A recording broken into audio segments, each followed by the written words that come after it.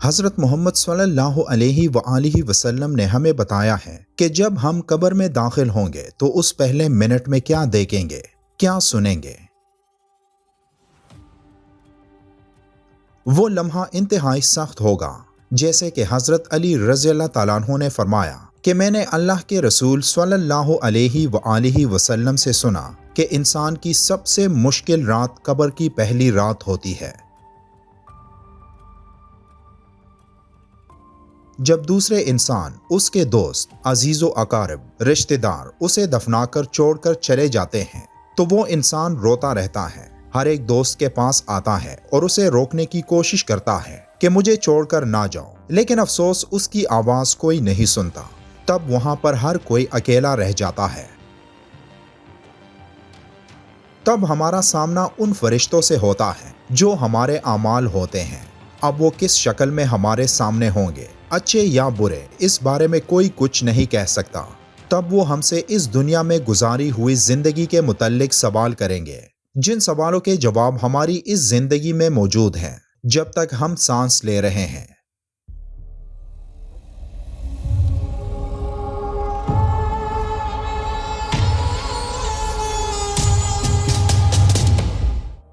اس دنیا میں ہر جاندار کو ایک دن مرنا ہوتا ہے۔ موت تک ایک انسان اس دنیا میں زندگی گزارتا ہے اور وہ جو کچھ کرتا ہے وہ سب ریکارڈ ہوتا ہے۔ لیکن کیا آپ جانتے ہیں کہ موت کے بعد ایک انسان کے ساتھ کیا ہوتا ہے؟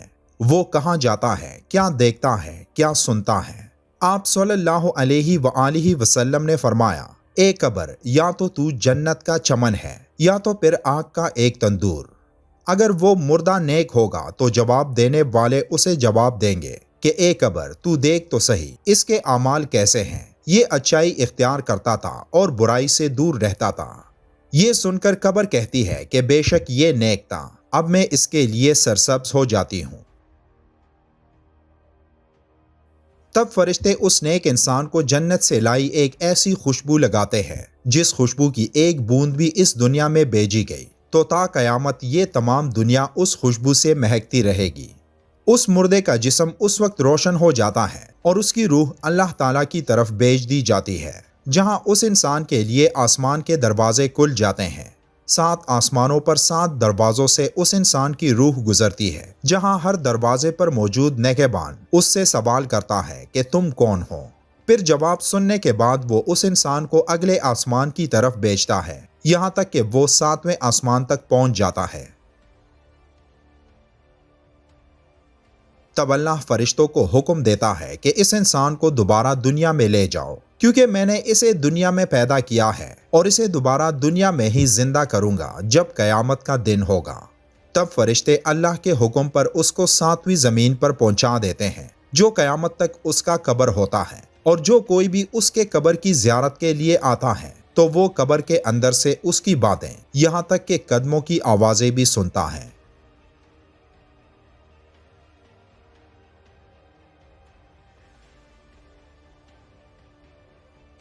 تب اس وقت اس کے پاس 2 فرشتے اپنے دانتوں سے زمین چیرتے ہوئے آتے ہیں۔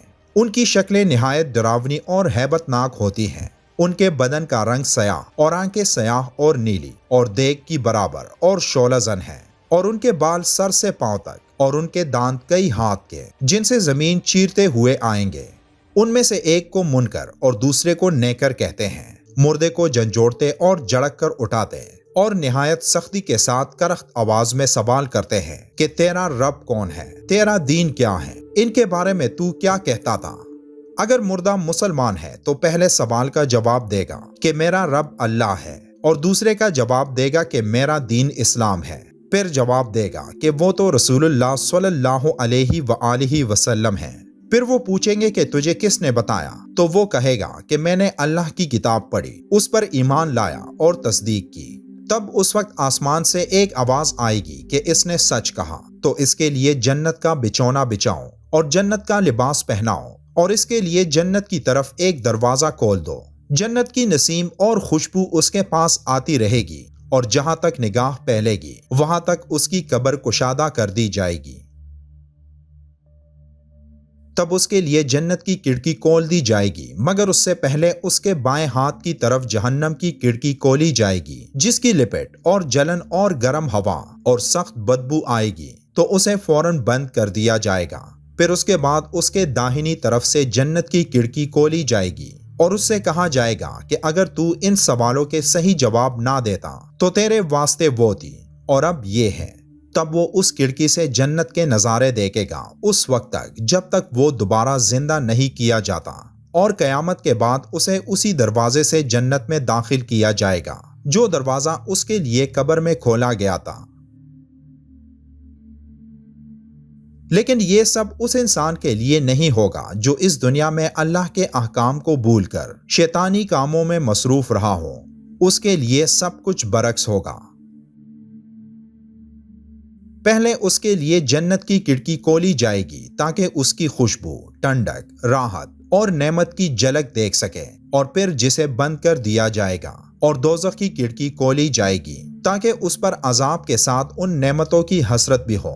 تب اسے آگ کا لباس پہنایا جائے گا اور اس کے لیے جہنم کی طرف ایک دروازہ کھول دیا جائے گا جس کی گرمی اور لپٹ اس کو پہنچے گی، اور اس پر عذاب دینے کے لیے 2 فرشتے مقرر ہوں گے جو اندھے اور بہرے ہوں گے، اور ان کے ساتھ لوہے کا ہتھوڑا ہوگا کہ پہاڑ پر اگر مارا جائے تو خاک ہو جائے، اور اس ہتھوڑے سے اس کو مارتے رہیں گے۔ مردہ اگر قبر میں زندہ دفن نہ کیا جائے تو جہاں پڑا رہ گیا یا پھینک دیا گیا، غرض کہیں ہو، اس سے وہی سوالات ہوں گے اور وہی ثواب یا عذاب اسے پہنچے گا۔ پھر جب ان کو آسمان کی طرف لے جایا جائے گا تو پہلے آسمان کے دروازے پر ان کو داخل ہونے سے روک دیا جائے گا، جیسے کہ سورہ الاعراف کی آیت نمبر 40 میں اللہ کا ارشاد ہے: جن لوگوں نے ہماری آیتوں کو جھٹلایا اور ان سے سرتابی کی، ان کے لیے نہ آسمان کے دروازے کھولے جائیں گے اور نہ وہ بہشت میں داخل ہوں گے، یہاں تک کہ اونٹ سوئی کے ناکے میں سے نہ نکل جائے، اور گنہگاروں کو ہم ایسی ہی سزا دیا کرتے ہیں۔ حضرت محمد صلی اللہ علیہ وآلہ وسلم نے فرمایا: لوگوں، اپنی موت کو یاد کیا کرو۔ آج ہم سب اپنی زندگی میں مصروف ہیں، اس بات سے بے خبر کہ موت ہمارے پیچھے ہے، لیکن ہم کس کے پیچھے ہیں؟ یہ سوال ایک بار اپنے آپ سے ضرور کیجئے گا۔ آخر میں ایک بار درود شریف پڑھنا مت بھولیے گا۔ ملتے ہیں ایک اور اچھے سے ٹاپک کے ساتھ، تب تک کے لیے اللہ حافظ۔